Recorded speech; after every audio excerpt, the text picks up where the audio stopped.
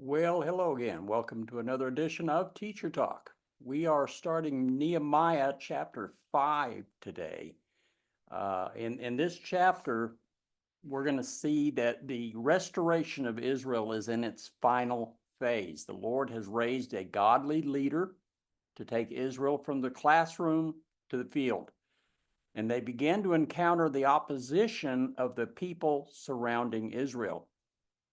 Look at Nehemiah chapter 4, verse 7. Now, when Sanballat, Tobiah, the Arabs, the Ammonites, and the Ashdodites heard that the repair of the walls of Jerusalem went on and that the breaches began to be closed, they were very angry. All of them conspired together to come and fight against Jerusalem and to cause a disturbance in it. So, as we learned previously, the enemies of Israel from among the surrounding nations are determined to stop the rebuilding of Israel. Now, this is more than just political motivation. It's a reflection of God's decree through the prophets Daniel and Jeremiah, that beginning with the Babylonian captivity, Israel had entered into a period when Gentile nations would persecute and at times overrun the nation. And this period continues until the second coming of Christ.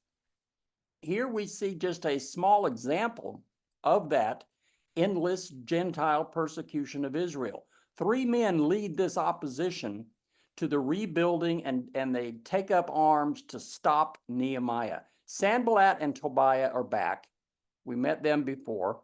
They've come back now with reinforcements. They have Arabs, Ammonites, and Ashdodites. They're all longtime enemies of Israel. And these four groups represent the four sides of Jerusalem. So the attack would come from the north, the south, the east, and the west. Now, Nehemiah doesn't record this in detail, but we know an attack took place, and we know that it took a lot of lives. Josephus reports that many Jews were killed in the initial attack that followed, but the attack wasn't strong enough to capture the city. But it gave the people a first-hand lesson in why the wall needed to be rebuilt. God allowed the enemy to succeed in a limited, measured way to teach Israel a lesson on the importance of finishing this wall. And Nehemiah's response is prayer. We saw that in verse 9. He says, "But we prayed to our God, and because of them, we set up a guard against them day and night. Thus in Judah it was said, the strength of the burden bearers is failing, yet there is much rubbish, and we ourselves are unable to rebuild the wall." So all the people pray together for the Lord to strengthen them for the work and to protect them from further attack. Now, we said last time that prayer is always the first response of God's people to any circumstances, because prayer recognizes God's irreplaceable role in seeing us through our trials. But now, having offered a prayer, the people move forward to do what they can do to protect themselves and their work. Look at verse 11. "Our enemies said they will not know or see until we come among them, kill them, and put a stop to the work. When the Jews who lived near them came and told us 10 times, they will come against us from every place where you may turn, then I stationed men in the lowest parts of the space behind the wall, the exposed places, and I stationed the people in families with their swords, spears, and bows. When I saw their fear, I rose and spoke to the nobles, the officials, and the rest of the people. Do not be afraid of them. Remember the Lord, who is great and awesome, and fight for your brothers, your sons, your daughters, your wives, and your houses." So Nehemiah tells us that the enemies of Israel conspired for another attack, and one that would probably bring an end to the work. But the Jews living outside the city overheard the conversation of these enemies of Israel.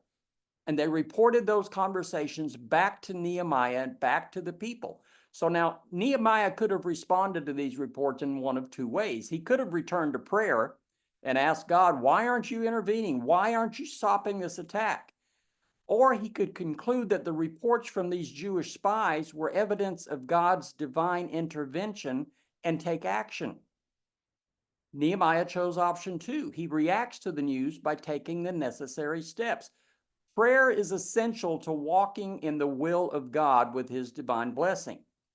But prayer is a prerequisite to action, not a substitute for action. Oliver Cromwell said, "Trust in God and keep your powder dry." Spurgeon said, "Pray as if everything depended on God, and then preach as if everything depended on you." So Nehemiah stations guards at various points to protect the workers. Now, you might wonder, well, why didn't he do this in the first place? Well, clearly he underestimated the degree of the threat, for one thing. And by using so many families to guard the work, he's losing valuable labor for the wall building. So until the threat became obvious, he hadn't wanted to remove any workers from the wall. But also he responds to the people's fear. The guards must have looked pitiful compared to the strength of the surrounding nations. So Nehemiah doesn't try to pump them up by telling them they're strong or they're fearless or you're invincible, because they knew better than to believe that kind of talk, that flattery. They weren't strong enough. They were very vulnerable. They knew that. But instead, Nehemiah reminds them of God's power. The union of reliance on God and personal action has come full circle now. Nehemiah began with an appeal to God through prayer. Then he stood up and took every action he could to accomplish the work that God had given him.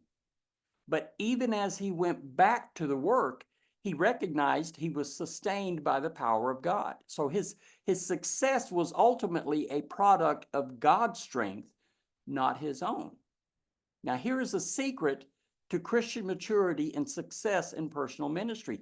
Never see your partnership with God as an or partnership, okay? And you say, well, what do you mean by that? Because sometimes we think God will make something happen or I'll have to do it myself. And if that's how you see your relationship with the Lord, then over time, you're going to sit on your hands and just wait for God to do something, and you're going to go nowhere. And then you're going to get tired of not seeing any progress. So then you try to do everything in your own power outside of the Lord, never bothering to check back with the Lord to get his input. So we need to recognize it as an and partnership. It's God and me, God and us. He's the beginning and he's the end of everything. So every good work begins and ends with God. But if he wanted to accomplish the work on his own, he never would have called us in the first place, folks. So he expects us to put our shoulders to the work because he plans to accomplish his work through us. So serving God is work. It requires sacrifice. It can be demanding. It can require that we bear each other's burdens. But that burden is light because we're not working to earn the Lord's favor. Christ already earned that favor for us. So we serve in joy, but don't think it's going to be easy. So now it's become apparent that defense is as important as construction. So Nehemiah adjusts the procedures and institutes new rules to guard the people. Verse 15, he says, when our enemies heard that it was known to us and that God had frustrated their plan, then all of us returned to the wall, each one to his work. From that day on, half of my servants carried on the work, while half of them held the spears, the shields, the bows, and the breastplates. And the captains were behind the whole house of Judah. Those who were rebuilding the wall and those who carried burdens took their load with one hand, doing the work, and the other holding a weapon. And as for the builders, each wore his sword girded at his side as he built, while the trumpeters stood near me. I said to the nobles, the officials, and the rest of the people, the work is great and extensive, and we are separated on the wall far from one another. At whatever place you hear the sound of the trumpet, rally to us there. Our God will fight for us. So we carried on the work, with half of them holding spears from dawn until the stars appeared. At that time, I also said to the people, let each man with his servant spend the night within Jerusalem, so that they may be on guard for us by night and a laborer by day. So neither I, my brothers, my servants, nor the men of the guard who followed me, none of us removed our clothes. Each took his weapon even to the water. So notice here in verse 15, Nehemiah credits God with frustrating the plans of Israel's enemies. That was option 2. Nehemiah knew that the discovery of the impending attack was a work of God to protect Israel. But if God's move was to warn the people, then it only stands to reason he expected the people to take the next move. God could have simply wiped out Israel's enemies, but instead he allowed them to stand by and threaten the city. Meanwhile, he sends this warning to Nehemiah, and Nehemiah correctly recognizes that the warning meant it was Nehemiah's turn to respond to God's move. And Nehemiah's move is quite impressive. He takes half his workforce and redeploys them to guard duty. Now, that's the price he's willing to pay, slowing the work down by 50% for the sake of the people. Now, in Nehemiah's case, the need for protection is easy to see, but there's a lesson for leaders in ministry that might be easy to miss. We learned earlier that God gave Nehemiah a construction project, a building project, right? But that construction project wasn't building a wall. It was a call to build up the people of Israel. And God provides leaders in ministry to shepherd his people. So the work of ministry is ultimately about building up people. In fact, the word edify means to build up. And often a lot of leaders begin to confuse their purpose. They start thinking they're supposed to build walls or buildings or campuses or internet and television empires. They see people as nothing more than the means to the building of the walls, but they should understand that the walls are just an opportunity to build up people. Now, Nehemiah didn't care that he lost 50% of his productivity when he appointed half his workers as guards, because what good would it have been to finish the city walls twice as fast if in the end there was no one left to live in the city, if everybody was dead? So he knew that the people mattered far more than the speed or efficiency of the project. In the same way, what use is our ministry? What use is my ministry, your ministry, no matter what it accomplishes, if in its pursuit we disappoint or demoralize or discard God's people as the price of success? Now, secondly, notice that even with the actions Nehemiah has taken, victory isn't assured. He says to the trumpeters, stay nearby so you can warn the people.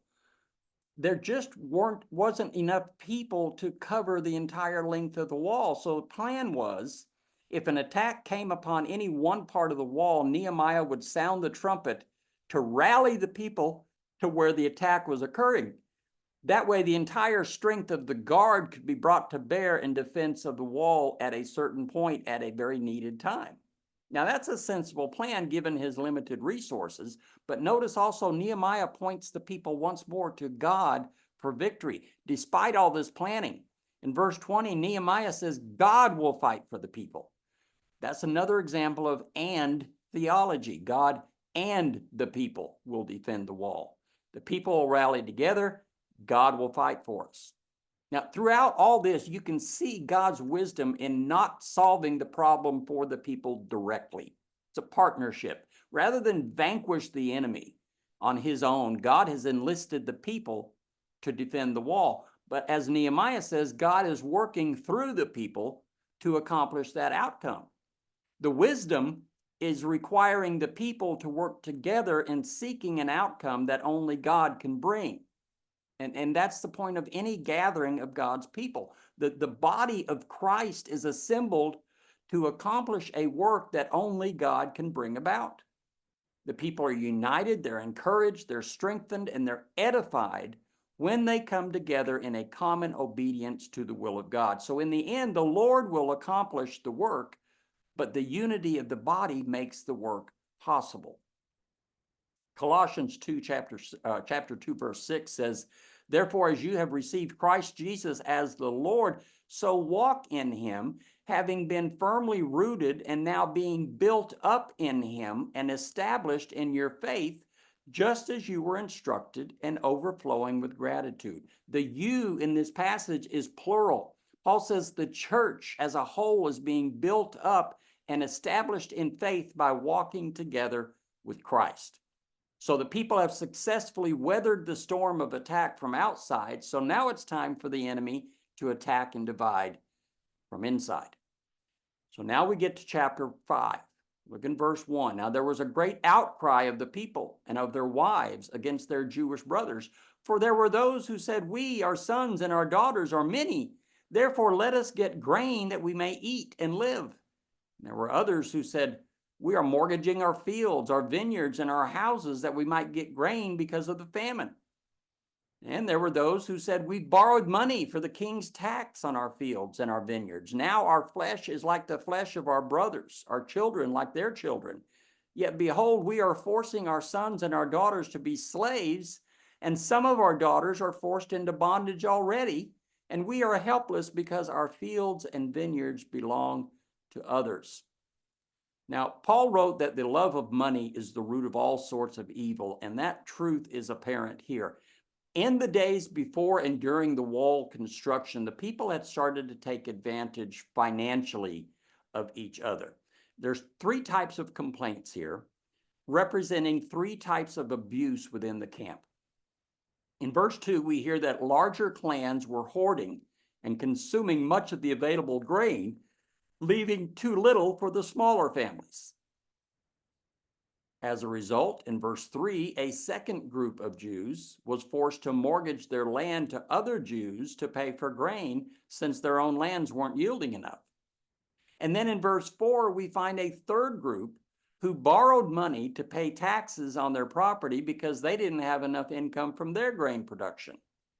So selfishness was running rampant in the land of Israel. Those who hoarded placed the rest of the camp into need, and those in need were required to borrow from other Jews. And evidently, the Jews who lent were making a profit at the expense of their Jewish brothers. They were taking advantage of the misfortune of their brothers in the land by charging usury, which is exorbitant interest.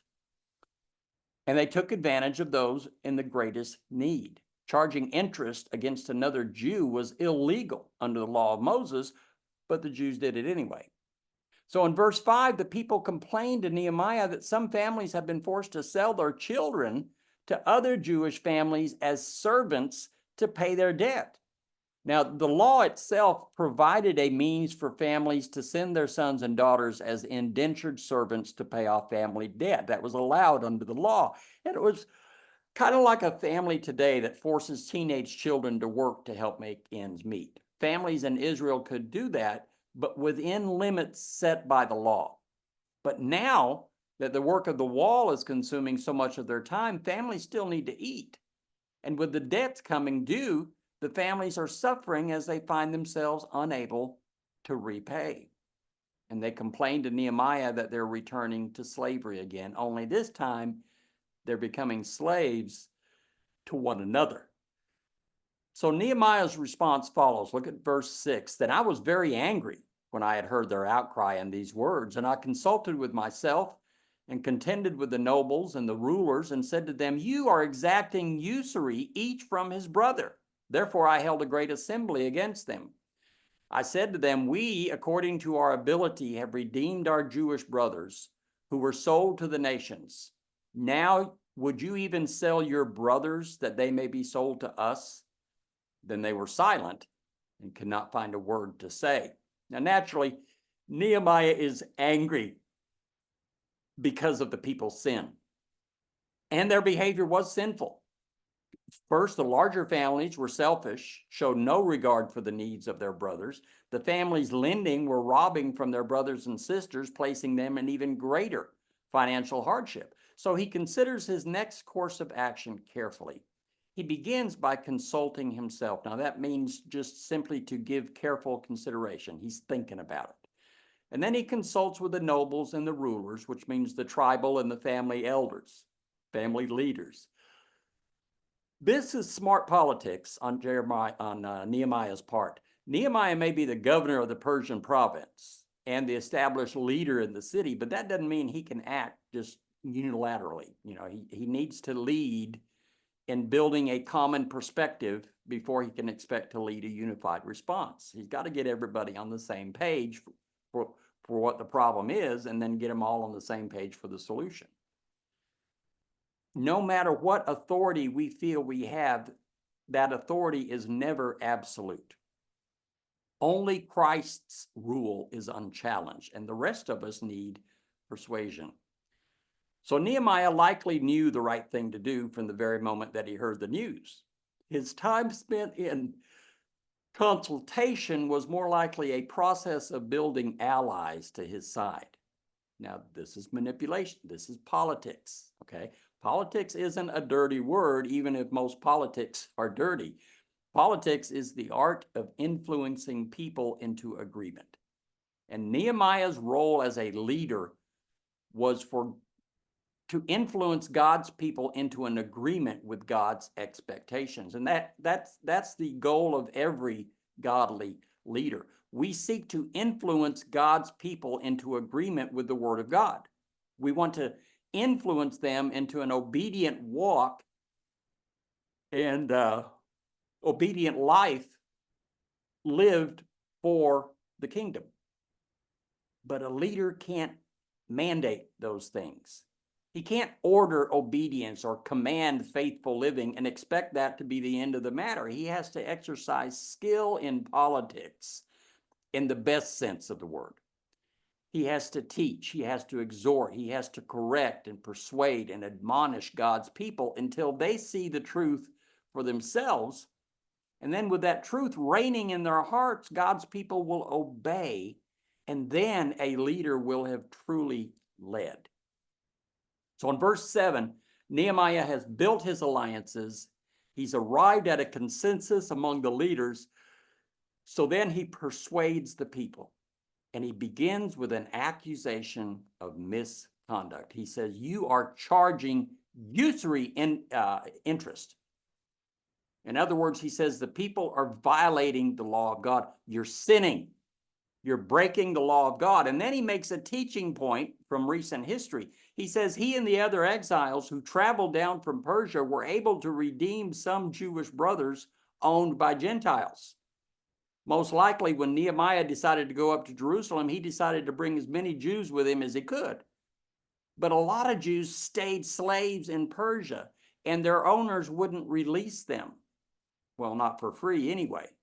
So Nehemiah and the others raised money, raised funds, probably from their own personal savings, to free as many Jews as possible. Like Oscar Schindler, Nehemiah purchased the freedom of as many Jews as he could. And then he takes this fact and he uses it to convict the hearts of the people. He says, if Jews are willing to pay for the freedom of their brothers and sisters in Persia, then why would these same Jews turn around and re-enslave their neighbors?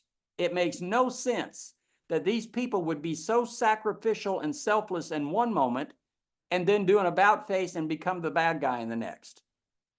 Now, in response, the people are silent.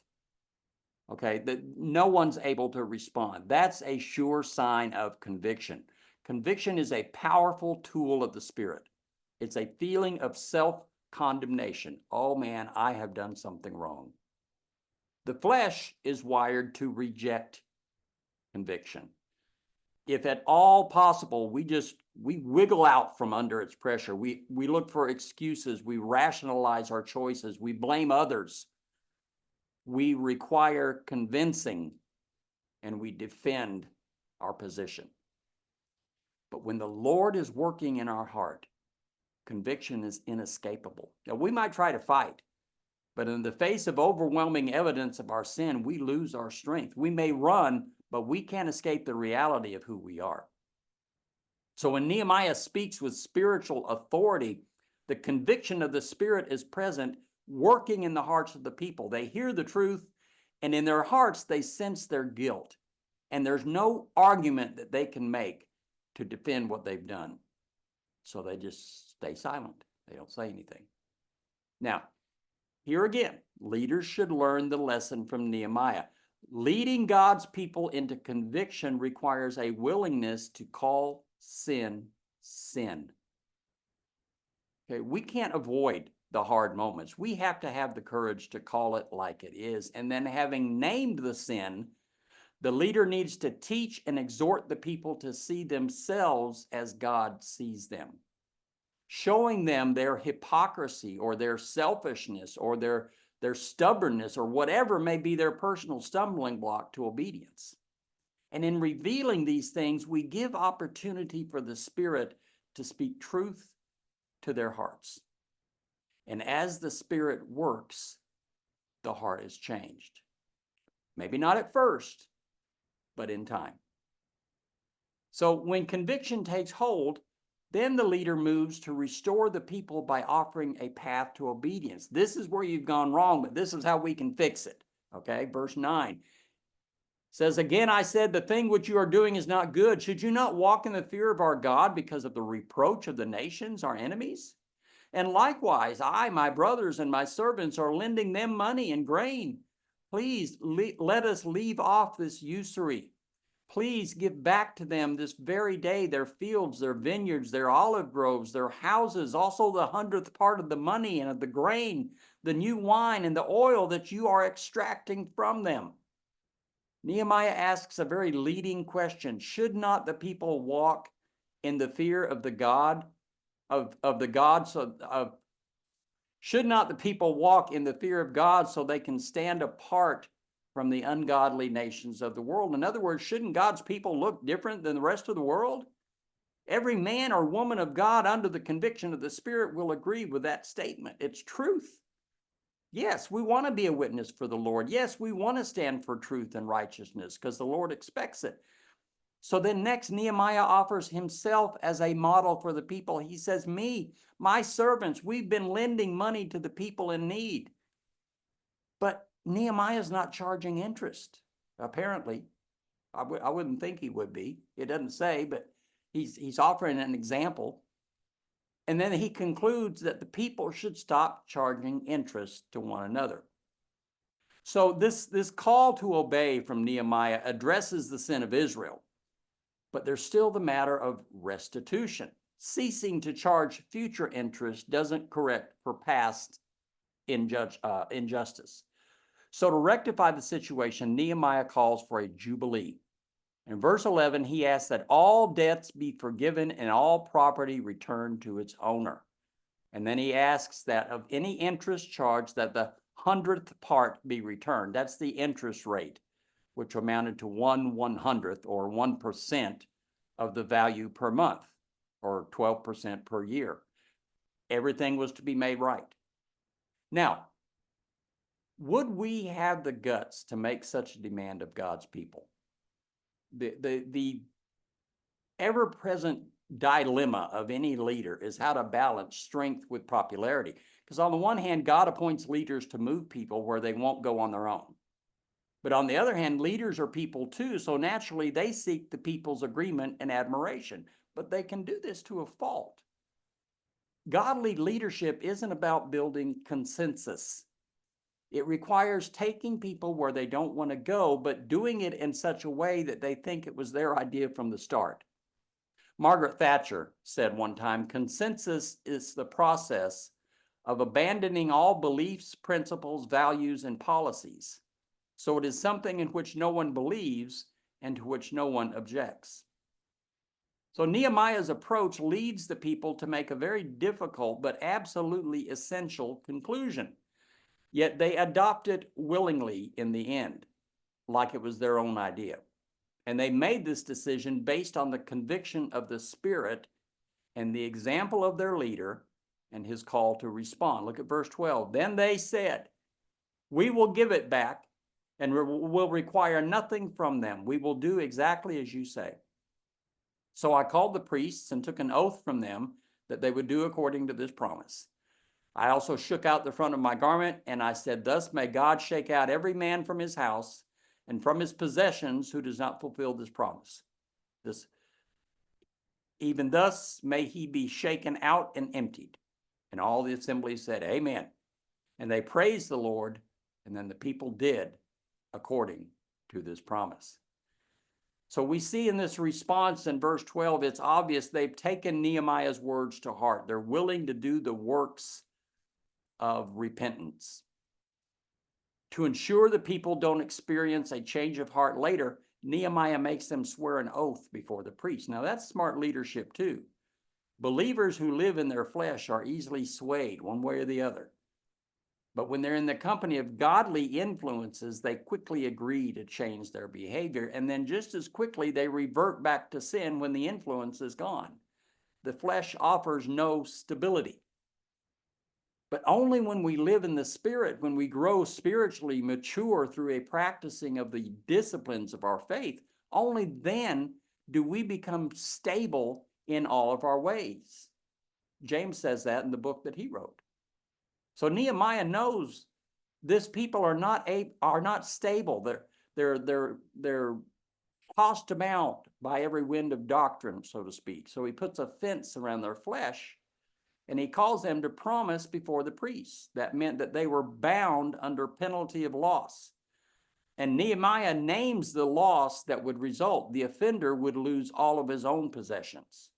So that if any revert to their old behavior or fail to keep their promise, they lose far more than they might gain. And notice in verse 13, all the people kept their promise. A godly leader has to consider the need to enforce godliness through whatever means necessary and proper, establishing rules that protect us from ourselves, avoiding even the appearance of impropriety. Don't underestimate the flesh and its power to draw us into sin. And the need for boundaries doesn't end with the people. The leadership, too, has to also guard against temptations and the schemes of the enemy. Many pastors and other leaders have fallen because they failed to respect the power of their own flesh. Even Nehemiah set boundaries for himself. Look at verse 14. Moreover, from the day that I was appointed to be their governor in the land of Judah, from the 20th year to the 32nd year of King Artaxerxes, for 12 years, neither I nor my kinsmen have eaten the governor's food allowance. But the former governors who were before me laid burdens on the people and took from them bread and wine, besides 40 shekels of silver. Even their servants domineered the people. But I did not do so because of the fear of God. I also applied myself to the work on this wall. We did not buy any land, and all my servants were gathered there for the work. Moreover, they were at my table, 150 Jews and officials, besides those who came to us from the nations that were around us. Now that which was prepared for each day was 1 ox and 6 choice sheep. Also birds were prepared for me. And once in 10 days, all sorts of wine were furnished in abundance. Yet for all this, I did not demand the governor's food allowance, because the servitude was heavy on this people. Remember me, O my God, for good, according to all I have done for this people. So Nehemiah says that for the entire 12 years he served as governor over the province, he set strict boundaries for himself. Neither Nehemiah nor anyone employed by him accepted the governor's food allowance. Now, this governor's food allowance was a tax upon the people that a governor ruled. The tax was paid in grain and livestock, so the people would pay the governor. As a result, the governor usually enjoyed a very lavish lifestyle, but at the expense of the people. But Nehemiah was determined not to repeat the sins of prior governors who profited from their service at the people's expense. They not only took an exorbitant allowance for themselves, but they also took more for their servants. Nehemiah said, no, I'm not going to do that. I'm going to take a different tack. And he applied himself to the work of the people. Initially, it was the work to build the wall. Later, it would have been other work in the city. But he further insisted that his servants worked alongside the people as well, and Nehemiah never bought any land. Now, he says these things to make clear that they earned their keep by their work. Both Nehemiah and his servants made a living through working in the same way as the people. He didn't accept an allowance of food. He didn't earn his living by becoming a land baron, lording it over the people. He did it the old-fashioned way. He earned it.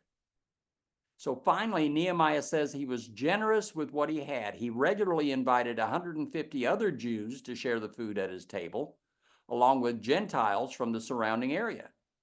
Inviting others to the table was a Persian custom, which partly justified the governor's allowance. But still, Nehemiah carried on the tradition without taking the allowance that he was due. It's not hard to appreciate the example that Nehemiah was setting by his sacrifice. He demonstrated a love and a concern for the people above himself. He didn't want to burden them any more than necessary. Godly leaders should be a source of refreshment to the people they serve. People should see us coming and be encouraged by our presence rather than feel added stress. We all know how many pastors and other religious leaders have made godliness a means to gain, despite what Paul says in 1 Timothy chapter 6.